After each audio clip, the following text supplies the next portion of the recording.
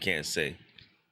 So that's a quick snapshot of what's going on as far as the markets.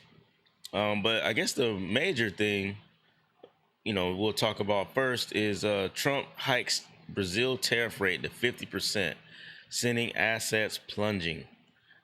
So that's not good. And we'll get into it. Donald Trump threatened to impose a 50% tariff on Brazil goods, citing Brazil's insidious attacks on free elections and the fundamental free speech rights of Americans. If you follow my stream, I think on my last stream, he was, very disappointed in the treatment of the former president. I think he's got some cases or something going on where they're, trying to lock him up, something he can relate to. And he didn't like that very much, and he told him, "I'll be watching," you know. And so he doesn't. This is his retaliation. You have to dig into that story. I don't know too much about it, but Brazilian real estate slumped nearly 3% against the U.S. dollar after the announcement, and iShares MSCI Brazil ETF. That's one of the ETFs you can get into. Was down almost 2% in post-market trading.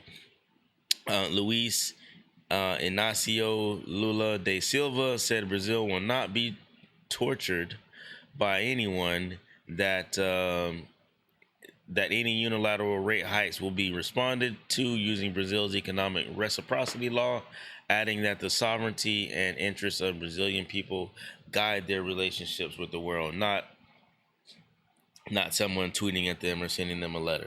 So yeah, this is this is going to affect a lot of stuff. One thing I was looking into was how it was going to affect coffee. So I haven't, I had a few coffee stocks that I was looking at, but they don't seem to be too affected by this news. So yeah, like I said, we'll continue to monitor that, because that is that's something big going on.